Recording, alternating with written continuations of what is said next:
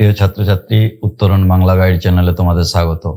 Bangla major কিংবা minor, honours কিংবা pass, তোমরা যারা যে কোনো বিশ্ববিদ্যালয়ে যে কোনো কলেজে বাংলা নিয়ে পড়াশোনা শুরু করেছো, তোমাদের অবশ্যই যে বিষয়টি জানতে হবে সেটি হলো বাংলা শব্দ ভান্ডার।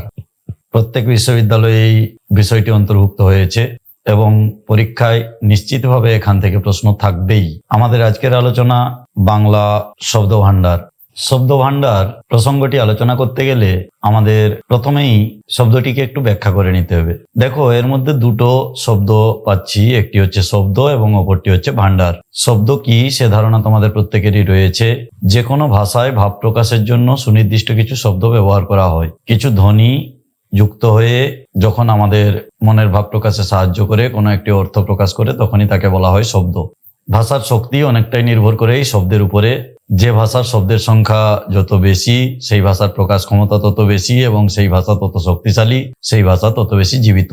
কোনো ভাষাতে যদি উপযুক্ত শব্দ সংখ্যা না থাকে, যুগের পরিবর্তনের সঙ্গে সঙ্গে, সময়ের পরিবর্তনের সঙ্গে সঙ্গে ভাষা যদি তার প্রকাশ ক্ষমতাকে বাড়াতে না পারে, তাহলে সেই ভাষা দীর্ঘায়ুতা লাভ করতে পারে না। আমাদের বাংলা ভাষা একটি অত্যন্ত শক্তিশালী ভাষা। তার শব্দের সমৃদ্ধি যথেষ্ট বেশি। আমরা মোটামুটি ভাবে বাংলা ভাষার সাহায্যে সব রকমের ভাবকেই প্রকাশ করতে পারি। সেদিক থেকে বলা যায় বাংলা ভাষার শব্দ ভান্ডার যথেষ্ট সমৃদ্ধ। শব্দ ভান্ডার নিয়ে আলোচনায় আসার আগে ছাত্রছাত্রীদের কাছে আমাদের চ্যানেল পক্ষ থেকে অনুরোধ, তোমরা যদি এই চ্যানেলে নতুন এসে থাকো তাহলে চ্যানেলটি সাবস্ক্রাইব করো, আর ভিডিওটি শেষ পর্যন্ত দেখে যদি ভালো লাগে তাহলে ভিডিওটিতে একটি লাইক করো এবং কোনো সমস্যা থাকলে সেটা অবশ্যই কমেন্ট বক্সে জানিও। কথা না বাড়িয়ে প্রসঙ্গে চলে আসি। শব্দ ভান্ডার থেকে মোটামুটি প্রশ্ন কি কি হতে পারে। শব্দ ভান্ডার থেকে আমাদের যা যা প্রশ্ন হতে পারে: 1. বাংলা শব্দ ভান্ডার সম্পর্কে আলোচনা করো। দ্বিতীয় যে প্রশ্নটি হতে পারে, বাংলা শব্দ ভান্ডারের বিভিন্ন শ্রেণীর শব্দের পরিচয় দাও। মূল প্রশ্ন হচ্ছে এই দুটি: 1. বাংলা শব্দ ভান্ডার সম্পর্কে আলোচনা করো এবং 2. বাংলা শব্দ ভান্ডারের বিভিন্ন শ্রেণীর শব্দের পরিচয় দাও। এই দুটি রচনাধর্মী প্রশ্ন, কিন্তু সংক্ষিপ্ত প্রশ্নের মধ্যে, সংক্ষিপ্ত প্রশ্নের জন্য এর মধ্যে যে খুঁটিনাটি আলোচনাগুলি আসবে সেগুলি তোমরা মনোযোগ সহকারে শুনবে এবং আমরা আলোচনা সূত্রেই বলে যাব এখান থেকে, এই চ্যাপ্টার থেকে শর্ট কোশ্চেন বা সংক্ষিপ্ত প্রশ্ন কি ধরনের প্রশ্ন হতে পারে। শব্দ ভান্ডারের ধারণা দিতে গেলে, শব্দ ভান্ডার সম্পর্কে আলোচনা করতে গেলে আমরা প্রথমেই যে প্রশ্নটি বা যে প্রসঙ্গটি আলোচনা করব সেটি হলো শব্দ ভান্ডার কাকে বলে বা শব্দ ভান্ডার বলতে কি বোঝায়। ভান্ডার কথাটি আমাদের কাছে খুব পরিচিত। আমরা যেখানে অনেক জিনিস এনে জড়ো করে রাখি তাকেই বলা হয় ভান্ডার। কোনো ভাষায় যে সকল শব্দগুলি ব্যবহার করা হয় সেই সমূহ শব্দকে, সমস্ত শব্দকে একত্রে বলা হয় শব্দ ভান্ডার। আমরা ধরে নিতে পারি শব্দ ভান্ডার হচ্ছে একটি ঝুড়ি, যার মধ্যে নানা রকমের শব্দ রয়েছে, যেমন রাম, বনে, ফুল, পাড়ে, এগুলো বিভিন্ন ধরনের শব্দ যা একটি ভাষার মধ্যে সঞ্চিত আছে। এই সমূহ শব্দগুলোকে, এই সব শব্দগুলোকে এক কথায় বলা হয় শব্দ ভান্ডার। তাহলে শব্দ ভান্ডার কাকে বলে বা শব্দ ভান্ডার বলতে কি বুঝি? কোনো ভাষায় যে সকল শব্দ ব্যবহার করা হয় সেই শব্দ সমষ্টিকে বলা হয় শব্দ ভান্ডার। এবার প্রসঙ্গ চলে আসি, এই শব্দ ভান্ডারে শব্দ আসে কোথা থেকে, কিভাবে? শব্দ ভান্ডারের সমৃদ্ধির উপায়গুলি কি কি, বা একটু অন্যভাবে বললে যেটা আমরা বলতে পারি, বাংলা শব্দ ভান্ডারের শব্দগুলির শ্রেণী বিভাগ। আমরা শব্দ ভান্ডারের আলোচনা থেকে একটু অন্য ভাবে যদি সরে আসি, আমরা যদি ধরে নিই কোনো একটি পরিবারের তার সম্পত্তি, সেই সম্পত্তি আসে কোথা থেকে? শব্দ হলো ভাষার সম্পত্তি। আমাদের দৈনন্দিন জীবনে যেমন টাকা পয়সা, ধন দৌলত, সম্পত্তি, জমি জায়গা ইত্যাদি আছে, তেমনি একটি ভাষার সম্পত্তি হচ্ছে তার এই শব্দ। আমরা এই সম্পত্তি অর্জন করি কিভাবে? সম্পত্তি বাড়ানোর, সম্পত্তির সমৃদ্ধির তিনটি উপায়, তিনটি পথ আছে। কি কি না, এক হচ্ছে পূর্বপুরুষদের কাছ থেকে পাওয়া।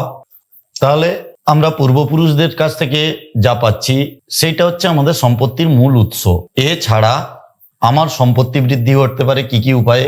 না, 2 হচ্ছে আমি কারো কাছ থেকে ঋণ নিয়ে আমার সম্পত্তি বৃদ্ধি করতে পারি, তাহলে ঋণের মাধ্যমে সম্পত্তি বৃদ্ধি ঘটে। 3 নাম্বার হচ্ছে আমি আমার শ্রমের দ্বারা নতুন করে সম্পত্তি বাড়াতে পারি, তাহলে একে আমরা বলতে পারি নতুন সম্পদ সৃজন বা সৃষ্টি।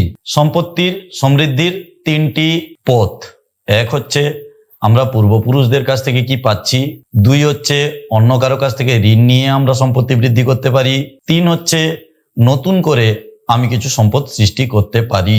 ভাষার যে সম্পদ শব্দ, সেই শব্দ বাড়ানোরও 3টি উপায় কি না, এক হচ্ছে পূর্বপুরুষদের কাছ থেকে পাওয়া, যেটাকে আমরা বলতে পারি উত্তরাধিকার সূত্রে পাওয়া।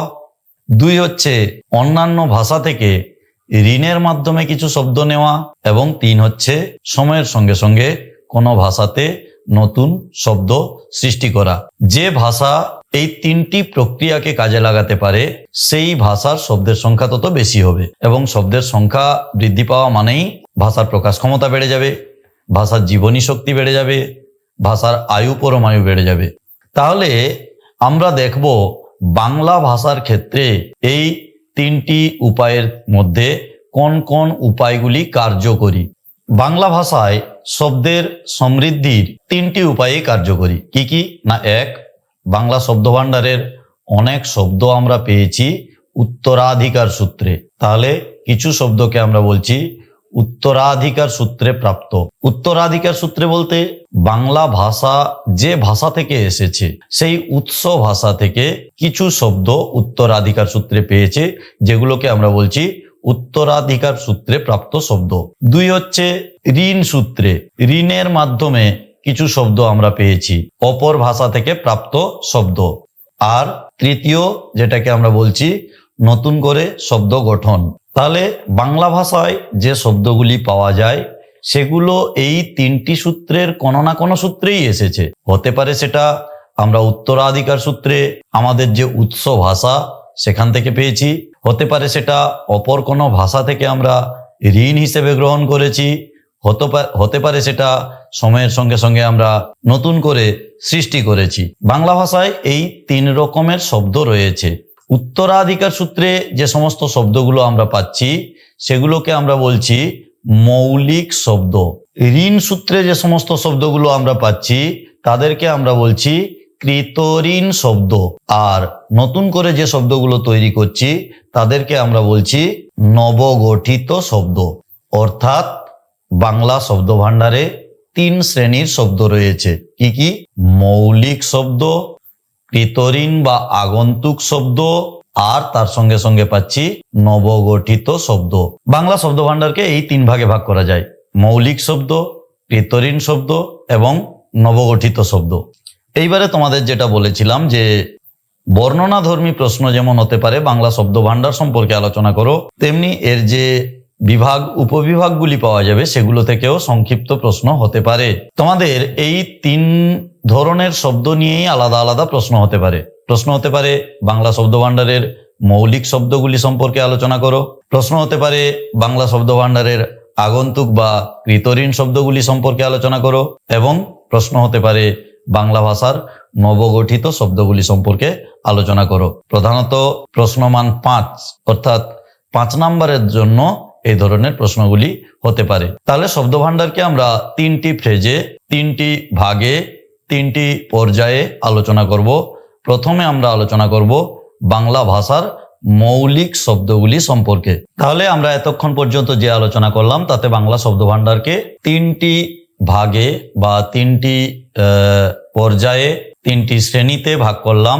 কি কি না, প্রথমত আমরা বলছি মৌলিক শব্দ, দ্বিতীয়ত আমরা বলছি আগন্তুক বা কৃতঋণ শব্দ, এবং তৃতীয়ত আমরা বলছি নবগঠিত শব্দ। এইবারে প্রথমে চলে আসি মৌলিক শব্দের আলোচনায়। মৌলিক শব্দ সম্পর্কে আলোচনা করতে গেলে আমাদের প্রথমেই জানতে হবে মৌলিক শব্দ কাকে বলে। মৌলিক শব্দ কাকে বলে? আমরা একটু আগে যা আলোচনা করলাম তাতে বললাম যে ভাষার কিছু শব্দ আছে যেগুলো আমরা উত্তরাধিকার সূত্রে পেয়ে থাকি। তোমরা সবাই জানো যে মূল ইন্দো ইউরোপীয় ভাষাগোষ্ঠীর ইন্দো ইরানীয় শাখা, সেই ইন্দো ইরানীয়দের মধ্যে আবার একটি উপশাখা যা আর্য ভাষা নামে ভারতবর্ষে প্রবেশ করে, যেটাকে আমরা বলি ভারতীয় আর্য ভাষা, যার প্রচলিত নাম হচ্ছে সংস্কৃত। এবং আমরা প্রায় সকলেই জানি যে ভারতবর্ষের আধুনিক ভাষাগুলির বেশিরভাগেরই জন্ম হয়েছে এই সংস্কৃত ভাষা থেকে। ইভেন বাংলা ভাষারও উৎস হচ্ছে এই আর্য ভাষা বা ভারতীয় আর্য ভাষা বা সংস্কৃত ভাষা।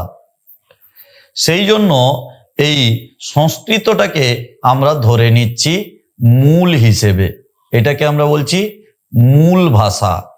আমরা যদি একটু খেয়াল করি, এই যে মৌলিক শব্দ নামটি দেওয়া হয়েছে, মৌলিক কথাটার মধ্যেও কিন্তু এই মূল শব্দটি রয়েছে। তাহলে মৌলিক বলতে মূল থেকে এসেছে, যা মূল বলতে ভারতীয় আর্য ভাষা, প্রাচীন ভারতীয় আর্য ভাষা বা যাকে আমরা বলছি সংস্কৃত ভাষা।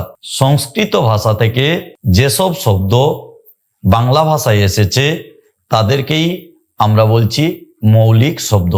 আবার বলি, মূল কথাটার অর্থ হচ্ছে সংস্কৃত ভাষা। বাংলা ভাষার বেশিরভাগ শব্দই এসেছে এই সংস্কৃত ভাষা থেকে। সেই অর্থে সংস্কৃত ভাষা থেকে যেসব শব্দ বাংলা ভাষায় এসেছে তাদেরকেই বলা হচ্ছে মৌলিক শব্দ। এইবারে আমরা এই মৌলিক শব্দের আবার কিছু শ্রেণী বিভাগ রয়েছে, কিছু উপবিভাগ রয়েছে, তাদের সম্পর্কে আলোচনা করব। মৌলিক শব্দ কত প্রকারের হতে পারে? আমরা বললাম মৌলিক শব্দের মধ্যে লুকিয়ে রয়েছে মূল কথাটি, আর মূল কথাটি বলতে আমরা বুঝেছি সংস্কৃত। আমরা যদি খেয়াল করি তাহলে দেখব বাংলা ভাষার অনেক শব্দ যেগুলি কিন্তু এই সংস্কৃত ভাষা থেকে এসেছে। যেমন আমরা বলি পিতা, মাতা, লতা, নদী, সূর্য, চন্দ্র ইত্যাদি যে শব্দগুলি, এই শব্দগুলি কিন্তু মূল সংস্কৃতে প্রচলিত ছিল। তাহলে আমাদের মূল উৎস ভাষা হচ্ছে সংস্কৃত ভাষা এবং সেই ভাষা থেকে এই শব্দগুলি আসছে, বাংলায় আসছে। তাহলে বাংলা ভাষার এই শব্দগুলির উৎস হচ্ছে সংস্কৃত ভাষা বা মূল ভাষা। অতএব এই শব্দগুলিকে আমরা বলতে পারি মৌলিক শব্দ। এইবারে যদি একটু খেয়াল করি তাহলে আমরা দেখব সংস্কৃত থেকে বাংলা ভাষায় যে শব্দগুলি এসেছে তার মধ্যেও আবার কিছু প্রকারভেদ রয়েছে। কি রকম? এবারে সেই আলোচনায় আসি। আমরা কয়েকটি বাংলা ভাষার শব্দকে বেছে নিচ্ছি। যেমন পিতা, এই শব্দটির ক্ষেত্রে আমরা কি দেখছি না, শব্দটি সংস্কৃতেও ছিল পিতা, আবার বাংলাতেও দেখছি ঠিক অনুরূপ বানান, অনুরূপ উচ্চারণে শব্দটি প্রচলিত আছে।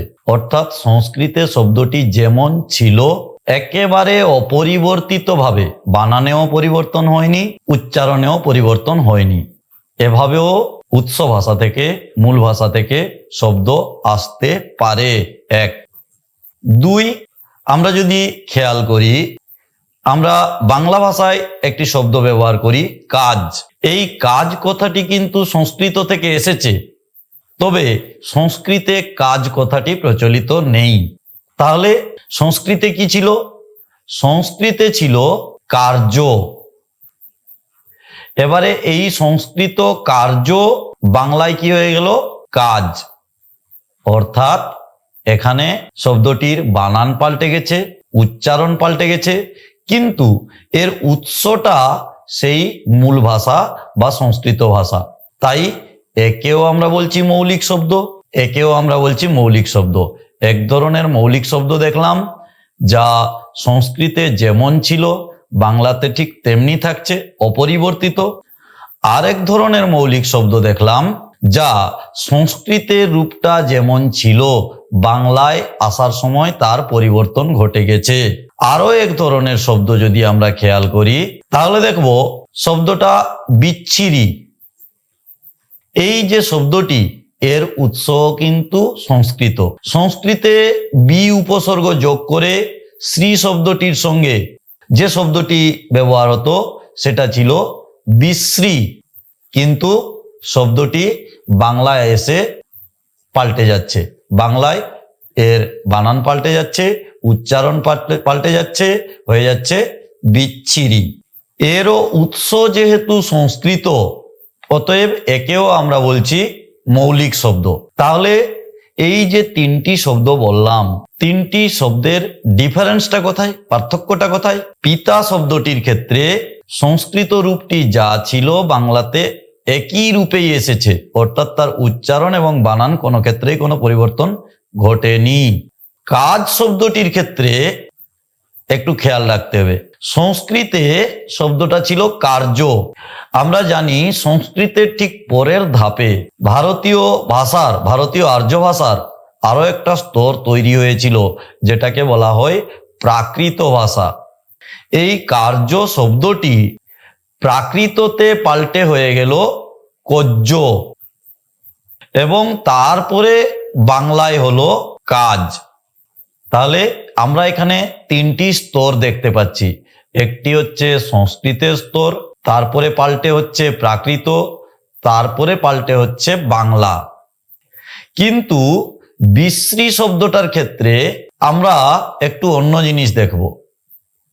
সংস্কৃত বিশ্রী কথাটা বাংলাতে বিশ্রী এই রূপেও প্রচলিত, কিন্তু বাঙালিরা এই স্বাভাবিক উচ্চারণ করতে করতে শব্দটির এক ধরনের বিকৃতি ঘটিয়েছে। সেই বাঙালির উচ্চারণ বিকৃতির জন্য শব্দটি আজকে রূপ নিয়েছে বিচ্ছিরি। তাহলে বিশ্রী থেকে যে বিচ্ছিরি এই উচ্চারণটা হলো, এটা কিন্তু প্রাকৃতের মধ্য দিয়ে হচ্ছে না, বাঙালির উচ্চারণে অর্থাৎ বাংলা ভাষায় এটা সরাসরি অন্তর্ভুক্ত হয়েছিল, কিন্তু অন্তর্ভুক্ত হওয়ার পরে উচ্চারণ করতে গিয়ে বদলে যাচ্ছে। আর কার্য শব্দটির ক্ষেত্রে আমরা দেখছি সংস্কৃতের একটা রূপ ছিল, বাংলায় অন্য একটা রূপ হয়েছে, বাংলার রূপটা আসার আগে আরো একটা ধাপ পাল্টে যাচ্ছে, যেটাকে আমরা বলছি প্রাকৃত, অপভ্রংশ, অবহট্ট। অর্থাৎ মূল কথাটি যা দাঁড়ালো, সংস্কৃত ভাষা থেকে অপরিবর্তিতভাবে কিছু শব্দ গৃহীত হতে পারে। এক। দুই হচ্ছে প্রাকৃতের মধ্য দিয়ে কিছু শব্দ বাংলায় আসতে পারে। তিন হচ্ছে বাংলায় এসে তারপরে পরিবর্তিত হতে পারে। মূল ভাষা থেকে যে শব্দগুলি এসেছে সেই আগমনের পদ্ধতি বা পথ বা উপায় হচ্ছে তিনটি। এক, সংস্কৃত থেকে সরাসরি অপরিবর্তিতভাবে বাংলা ভাষায় গৃহীত হওয়া। দুই, সংস্কৃত থেকে বদলে প্রাকৃত, অপভ্রংশ, অবহট্ট হওয়া এবং পরে বাংলায় পরিবর্তিত হওয়া। আর তিন, সংস্কৃত থেকে সরাসরি বাংলা ভাষায় অন্তর্ভুক্ত হওয়া, কিন্তু বাংলা ভাষায় অন্তর্ভুক্ত হওয়ার পরে বদলে যাওয়া। মৌলিক শব্দের এই তিনটি প্রকার বা তিনটি রূপ পাওয়া যায়। এক নাম্বার যেটা আমরা বলেছি, সংস্কৃত থেকে সরাসরি বাংলা ভাষায় অপরিবর্তিত রূপে যে শব্দগুলি আসছে, এদেরকে আমরা বলছি এরা হচ্ছে তৎসম। তৎসম শব্দ। সংস্কৃত থেকে প্রাকৃতের মধ্য দিয়ে যে শব্দগুলি বাংলায় আসছে তাদেরকে আমরা বলছি তদ্ভব শব্দ।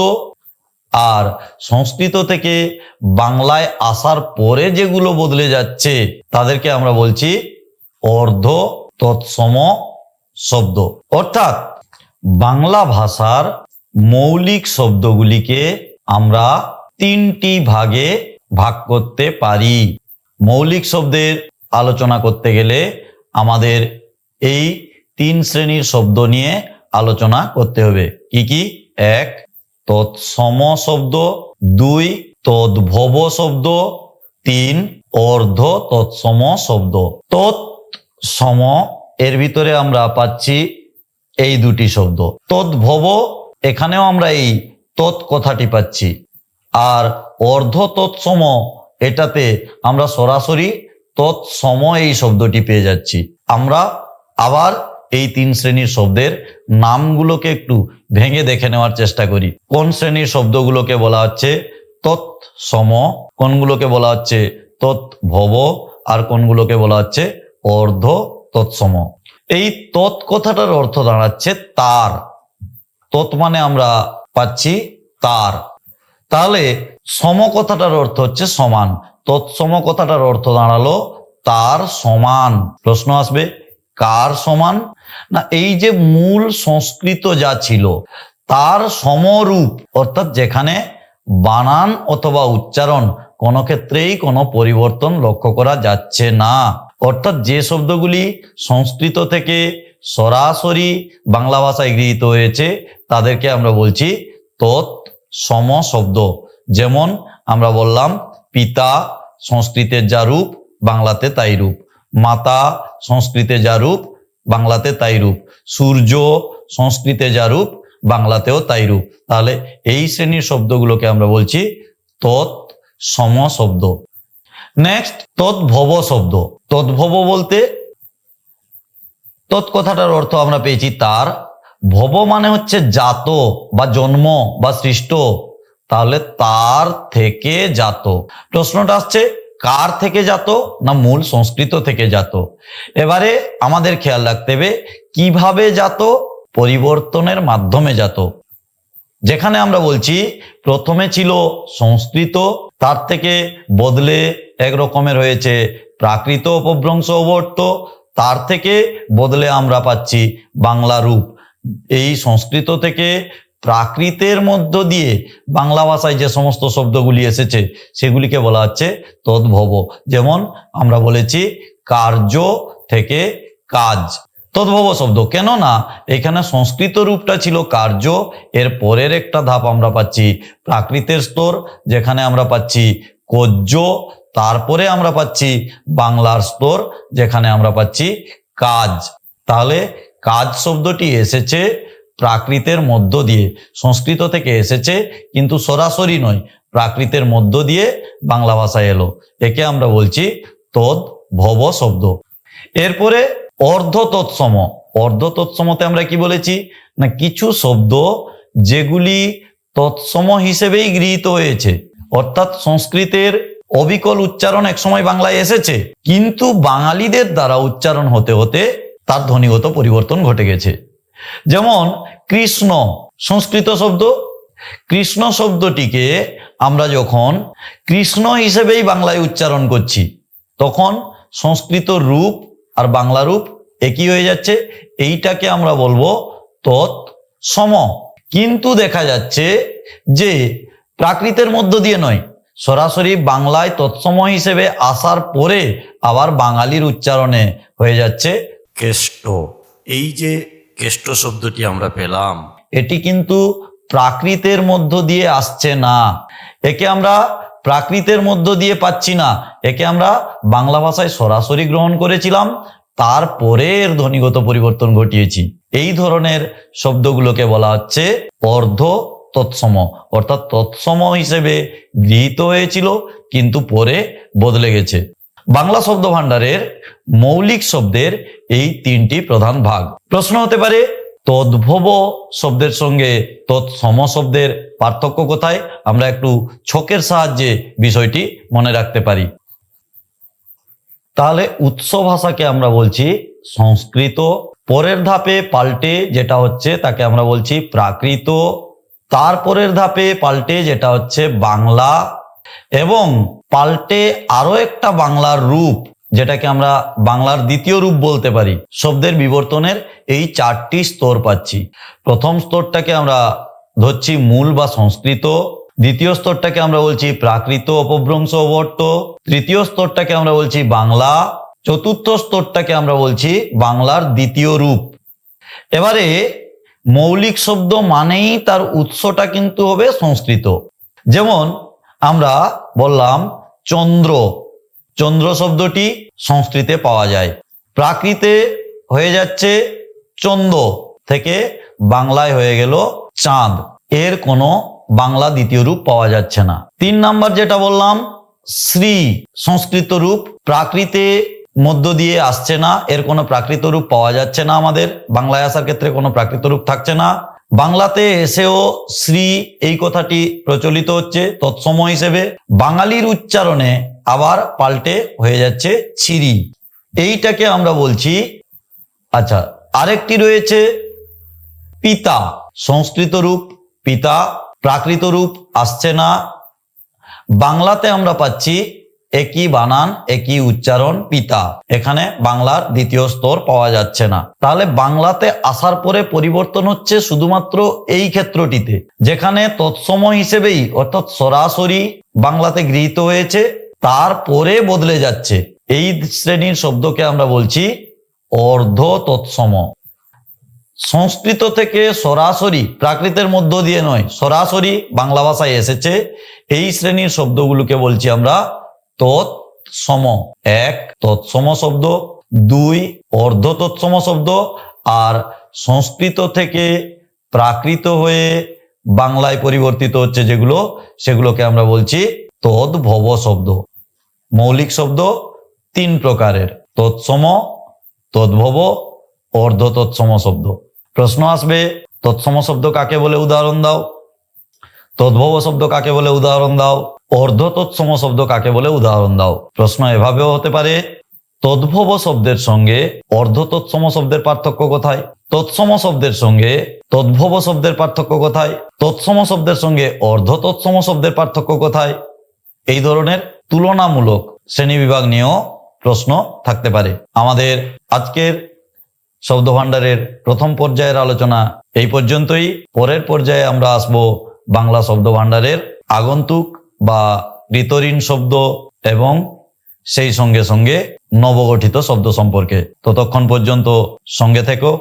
উত্তরণ মানেই উত্তর অন, পারবে তুমিও।